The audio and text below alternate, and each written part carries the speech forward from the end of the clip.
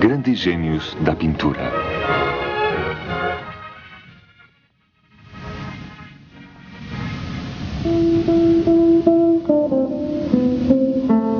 A carta, a flecha e a vassoura. Francisco de Goya e Lucientes, Fuente de Todos, 1746, Bordeaux, 1828.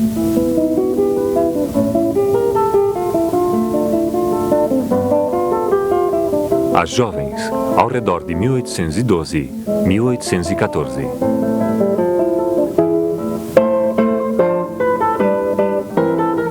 As Velhas, ao redor de 1808, 1810.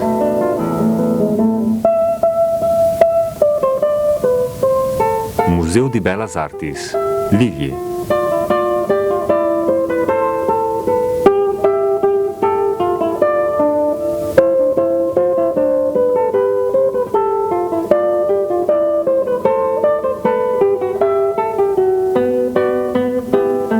Jovem está em pé, ao ar livre. O punho esquerdo sobre a anca, com um ar pensativo. Está lendo uma carta que acaba de abrir. Usa um vestido negro folgado de manga larga, com punhos brancos e uma blusa de tecido branco. Um chale de cor clara lhe cobre a cabeça. O usa cruzado sob o queixo e jogado para ambos os lados para deixar livre o busto.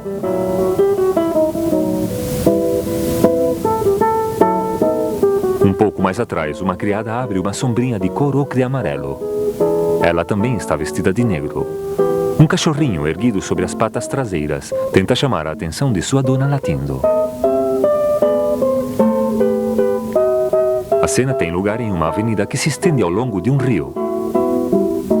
Algumas lavadeiras estão lavando roupa e ao mesmo tempo conversam.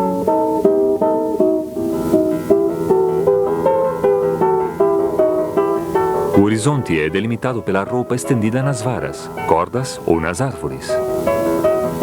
Ao fundo, uma montanha. O céu é azul, com reflexos cor-de-rosa. A luz, branca e muito vertical, indica que estamos no equador do dia.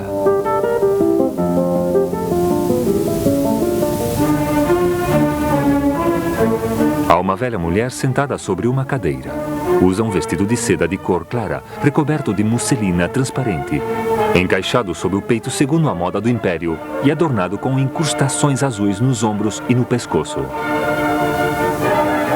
No cabelo de um louro avermelhado descolorido, há uma flecha de diamantes. Usa também grandes brincos e entre os dedos grossos e adornados com 4 anéis, sustenta um pequeno espelho redondo onde acaba de admirar-se. Levanta a vista para outro espelho retangular que segura diante dela uma criada vestida de negro. Magra como a sua ama, a criada é morena. Usa mangas curtas ribeteadas de renda negra. No pulso direito, 4 filas de pérolas. Na parte de atrás do espelho há uma inscrição, que tal? Fórmula corrente que significa como está. Mas que neste caso significa melhor, que impressão te causo. Atrás das duas mulheres, um homem de cabelo branco com grandes asas abertas. Segura com ambas mãos uma vassoura rústica. A cena tem lugar em um interior e a única decoração é um quadro de parede, uns encostos de cadeira e o esboço de uma banqueta. Uma luz procedente da parte superior ilumina a parede e o centro do grupo. A parte inferior do quadro e a parte direita ficam imersas em uma sombra densa.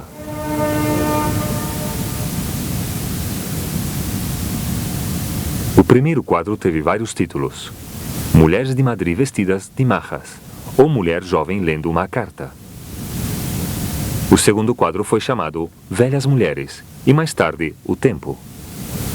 Mais tarde, ambos quadros tomaram o título de As Jovens e As Velhas. Ambos têm a mesma altura, 1,81 m.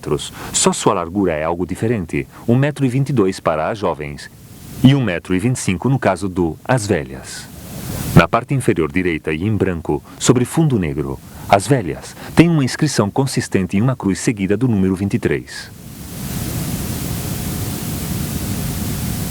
Em 1812, no momento da morte de Josefa Bayeu, a primeira mulher de Goya, o pintor, que tinha se casado sem contrato, comparte com o seu filho Francisco Xavier todos os bens existentes na casa na qual vivia então, na Rua Valverde de Madrid. O filho herda certos quadros, mas é provável que, segundo o costume da época, os deixe em casa do pai. Não obstante, alguns dos títulos listados no inventário notarial concordam precisamente com os quadros marcados com uma cruz e um número. Assim, a cruz poderia ser a letra X, inicial de Xavier, que se escrevia umas vezes com J e outras com X.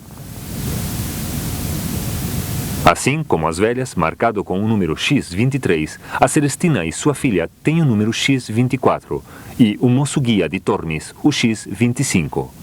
Portanto, estes quadros foram pintados antes do inventário de 1812. As Jovens não têm nenhuma marca, o que significa que talvez não tenha sido incluído no inventário ou tenha sido pintado depois de 1812. As Velhas, a Celestina, o Moço Guia de Tormes, aos que há que acrescentar-se Marras no balcão e a Frágua, decoravam os quadros que ocupava Goya em 1812. É possível que Goya tenha pintado As Jovens para dar um companheiro às Velhas. Ambos quadros ficaram assim unidos depois da morte do pintor, em 1828, quando Francisco Xavier herdou a totalidade dos quadros do seu pai.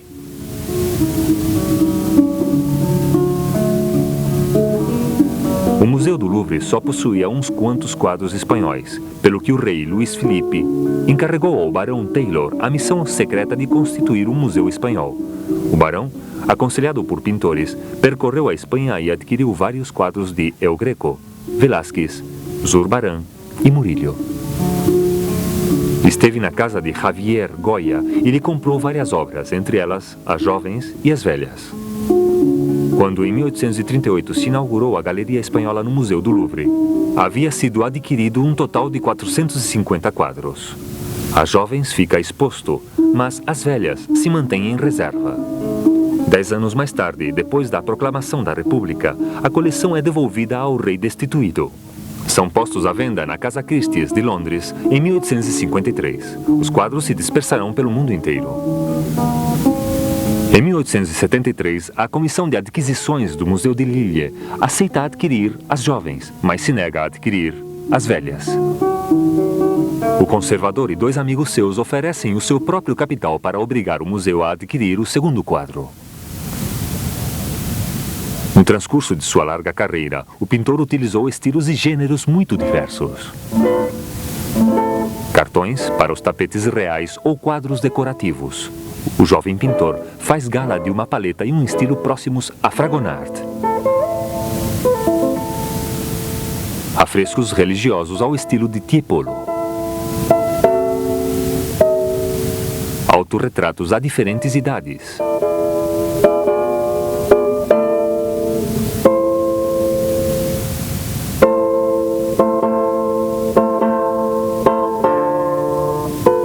Retratos de amigos ou de aristocratas, realizados quando Goya era pintor de câmara do rei.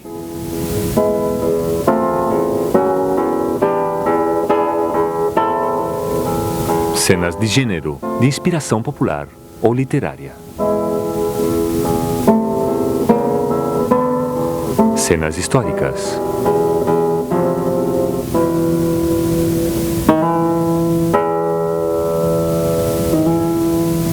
Pinturas negras da Quinta do Surdo.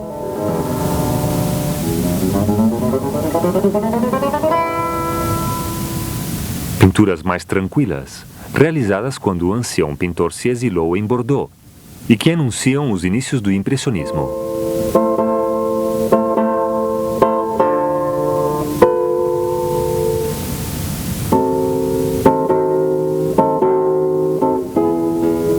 A estes numerosos quadros cabe acrescentar os desenhos e as séries de gravados. Os Caprichos, publicados em 1799 e em breve retirados do mercado, sem dúvida por ordem da Inquisição.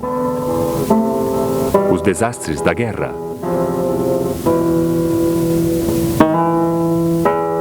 As Tauromáquias. Os Disparates, gravados enigmáticos na linha dos Caprichos. Em As Jovens, a execução é bastante inovadora. Só o cão e o personagem principal são tratados com precisão. A donzela, na sombra coloreada da sombrinha, está apenas esboçada. As lavadeiras estão desenhadas de forma superficial com um pincel negro e tratadas com tons terrosos. Para o conjunto do quadro, Goya utiliza camadas espessas aplicadas com um pincel largo. Também utiliza a espátula, que lhe permite levar a cabo em certos lugares uma pastosidade marcada, traços em relevo e efeitos de luz. O ocre vermelho e o ocre amarelo, os negros e os marrons profundos, os verdes e os azuis degradê, dão ao quadro uma aparência monocromática que anuncia as pinturas negras que serão pintadas mais adiante. Em As Velhas, os pigmentos terrosos também se utilizam muito. A mesma sombra se deve a um negro brilhante aplicado com pinceladas amplas. Os fulgores de cores vivas se agrupam em torno dos rostos: carmim, azul, amarelo e ocre. A espátula é utilizada para reforçar certos traços luminosos ou para modelar as cores lisas. Umas pequenas pinceladas brutas, aplicadas com a ponta do pincel ou da espátula, desenham os motivos delicados como as joias ou os bordados. Para pintar este quadro, Goya voltou a utilizar uma velha tela. A análise com raios X mostra na parte superior umas silhuetas que parecem fazer parte de uma cena religiosa.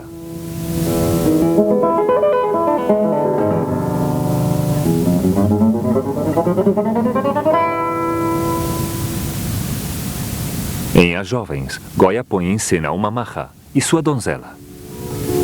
A finais do século XVIII, a palavra majo e seu feminino, maja, designam os membros da população humilde das cidades. Majos e majas se distinguem pela sua linguagem direta e sua atitude descarada, às vezes provocadora. As majas usam trajes tradicionais, vestido negro e chale curto. Talvez um galã ponha discretamente uma carta de amor entre as mãos da bela moça que passeia.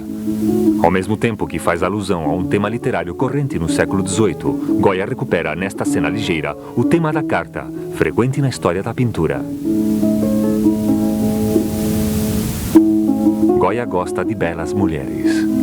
Algumas posam para ele em traje de majas e chale, como a duquesa de Alba, com a qual Goya esteve vinculado durante vários anos, ou como Mariana Waldstein, condessa de Santa Cruz. A própria rainha Maria Luísa pede a Goya que a pinte com traje de maja e chale. Outros quadros são de inspiração mais novelesca. As majas no balcão representa duas mulheres com roupas decotadas e sorridentes, atrás das quais se deslizam conspiradores discretos.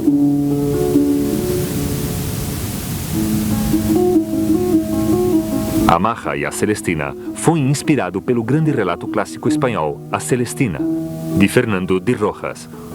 O quadro põe em cena a velha dona de uma casa de encontros e a jovem prostituta.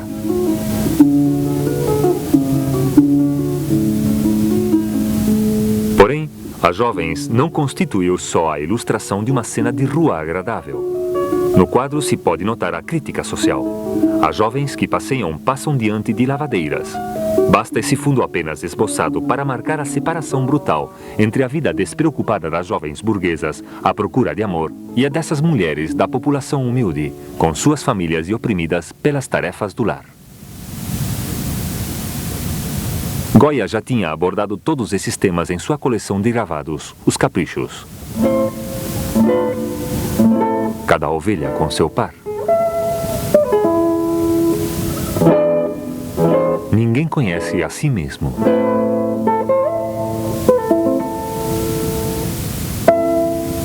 Bonitos conselhos.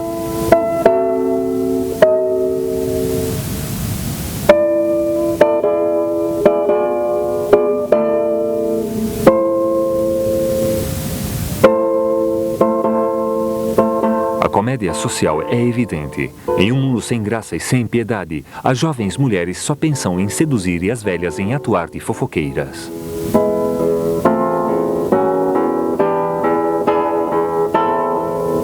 Em As Velhas, Goya põe em cena duas mulheres muito idosas, mas o tratamento pictórico é diferente. A senhora vaidosa, com um toucado de flecha de diamantes e que evoca o amor, tem o rosto profundo. As órbitas são fundas e ladeadas por pálpebras de cor vermelho sangue. Os lábios desaparecem, engolidos pelo vazio de uma boca desdentada. A cara da criada se reduz a uma espécie de caveira, com olhos fundos e a pele acinzentada. Este modo de representação com os rasgos exagerados vincula o quadro com a caricatura. Leonardo da Vinci deformava partes dos rostos para destacar os aspectos grotescos dos mesmos. Le Bernin é um dos primeiros a realizar a fio de pluma esses pequenos esboços rápidos que resumem com um traço vivo quão ridículo pode ser um personagem. A caricatura se desenvolve no século XVIII e se converte em arte popular anônima, à qual todos têm acesso através da estampa e da divulgação. Goya teve a oportunidade de ver gravados ingleses em Cádiz, em 1792, durante uma estada em casa de seu amigo Sebastián Martínez. É lá onde adoece de repente. Não volta a levantar-se até passados 6 meses, surdo para sempre. Tem então 46 anos. A partir desse momento, a caricatura formará parte de seu universo. E o quadro que representa as velhas se pode relacionar com vários gravados dos caprichos. Tessa em fino, uma variação sobre o tema das 3 parcas. Até a morte. O gravado mostra do mesmo modo uma velha vaidosa diante de seu espelho. As Velhas retoma em parte esse gravado anterior, de uma dezena de anos e um tema, o da mulher com o espelho, muito comum na história da pintura. Aqui somente se vê a parte posterior do espelho e a inscrição, que impressão te causo, que pode entender-se como as palavras de um espelho mágico, que, ao estilo dos contos de fadas, falaria à sua dona, ao mesmo tempo que lhe mostra uma imagem agradável da mesma.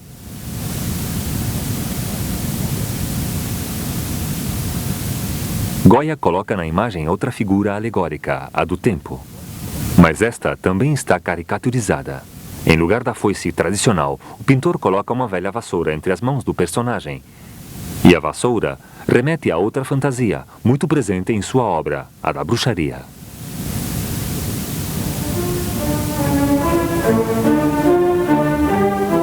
Goya havia decorado a residência de verão do duque e da duquesa de Osuna com vários pequenos quadros que mostravam cenas de bruxaria.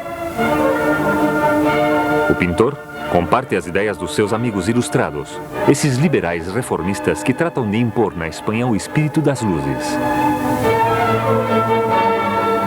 Estes veem na bruxaria, muito estendida em todas as províncias, uma superstição nefasta exacerbada pela repressão brutal da Inquisição.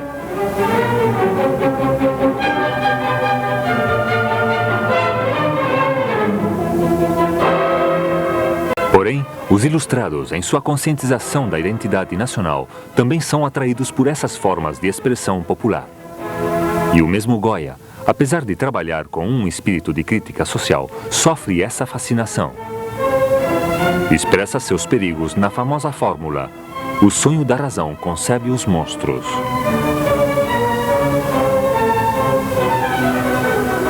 Os pesadelos que afetaram o próprio pintor durante sua grave doença, talvez uma forma de meningite, sem dúvida o fizeram mais receptivo a essas imagens mentais que inclusive o espírito mais sereno pode produzir de repente, sem entender como possam surgir.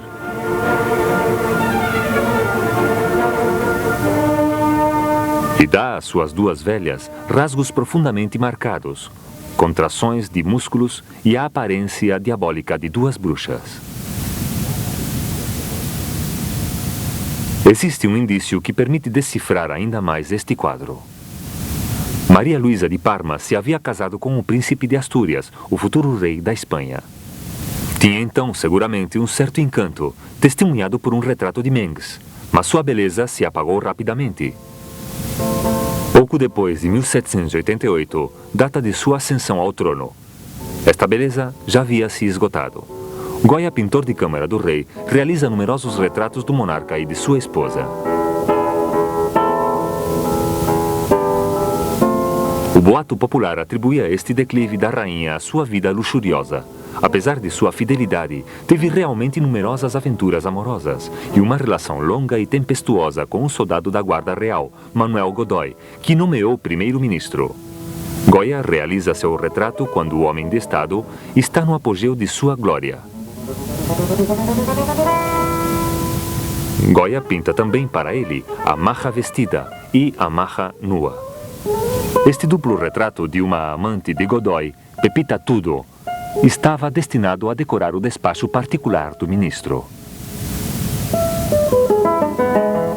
Quando põe em cena a família de Carlos IV, Goya, que se mostra pintando ao estilo de Velázquez em As Meninas, deixa constância com uma crueldade inegável da loucura e da mediocridade desses personagens, atemorizados pela história. Seu reinado, por outra parte, será breve.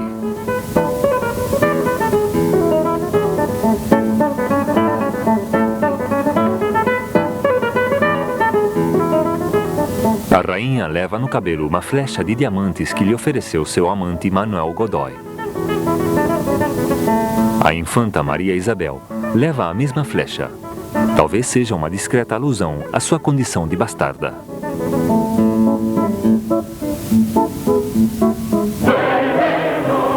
Em 1808, a Espanha é invadida pelas tropas de Napoleão. Carlos IV abdica em favor de Fernando VII. Godoy é detenido.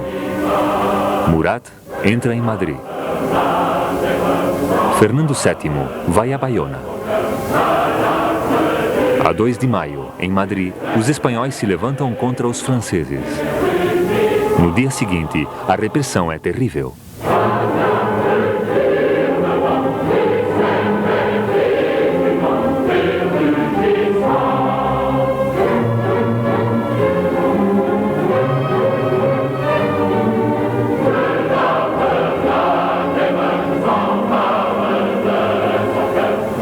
Anos mais tarde, Goya resumirá esses 2 dias históricos em 2 quadros, o 2 de maio e o 3 de maio.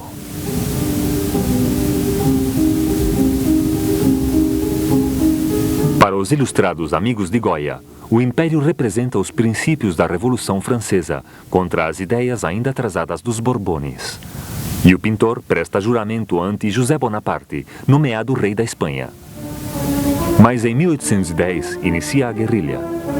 Emboscadas, tiroteios, estupros, torturas, matanças e cenas de uma selvageria incrível, das que o pintor é às vezes testemunha e que alimentam uma nova série de gravados, Os Desastres da Guerra. José Bonaparte foge em 1813 e Fernando VII volta à Espanha. A Constituição fica abolida e se restabelece a Inquisição.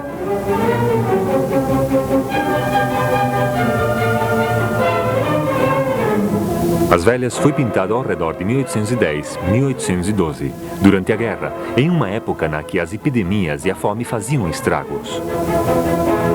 Se fazem responsáveis das desgraças do país a rainha Maria Luísa e os Borbones de Espanha, então exilados. A rainha, com aspecto muito envelhecido, mas usando a flecha que lhe deu Godoy, se olha no espelho. Ainda vaidosa, não percebe que o tempo passou, que o tempo a levará.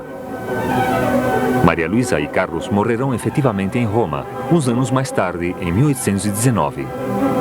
Quanto a Godoy, viverá ainda muitos anos no exílio em Paris. Semelhante quadro não está destinado a nenhuma encomenda. É uma caricatura para uso privado e uma fábula sobre a vaidade do poder.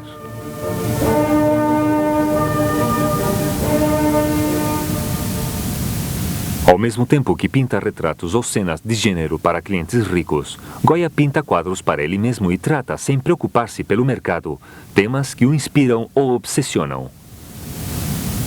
Seu museu particular difere da sua produção para o exterior tanto na execução quanto na temática. Dois quadros de idênticas dimensões e que sempre estiveram unidos. Não era preciso nada mais para converti-los em um casal e interpretá-los como tal.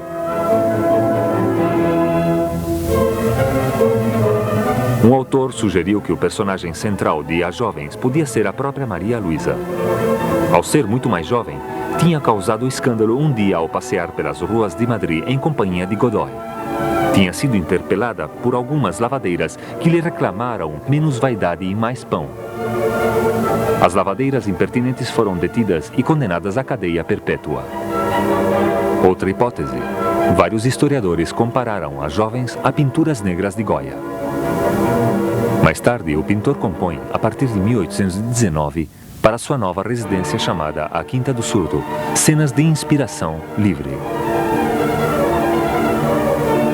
Falta o tema da bruxaria em telas dominadas por uma sombra densa e carbonosa, tocada apenas por cores surdas, ou às vezes pelo cintilar sinistro do sangue.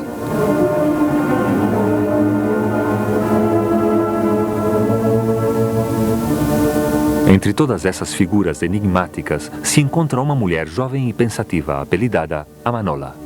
Se trata provavelmente de Leocádia Weiss. Goya a conheceu em 1812, pouco depois da morte da sua esposa.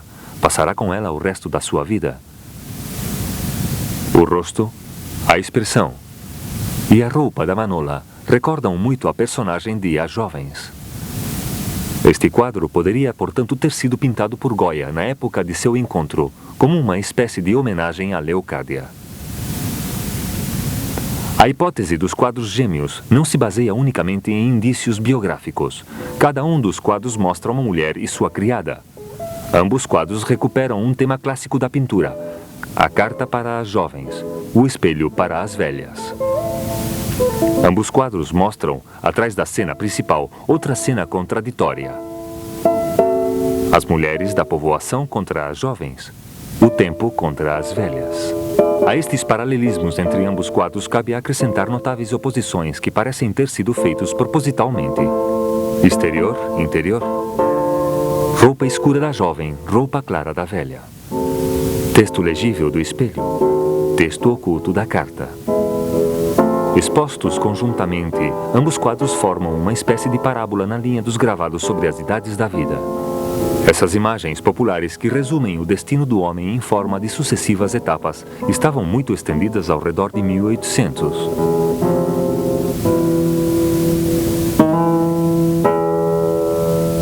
E o próprio Goya tinha se inspirado nas mesmas. Ao representar um casamento, coloca os noivos no centro de um séquito cujas idades vão da infância à velhice extrema.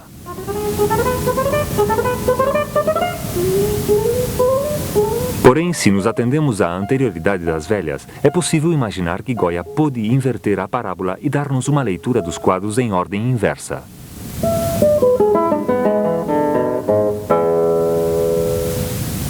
As duas velhas espectrais representam o passado funesto, com seus desastres políticos, a guerra e as desgraças da Espanha.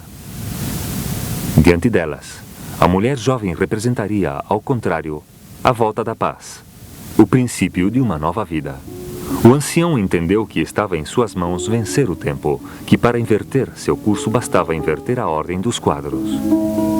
E dado que a escritura e a pintura haviam se convertido para o pintor surdo nas únicas formas de comunicar-se com o mundo, por que não supor que a carta que está lendo a jovem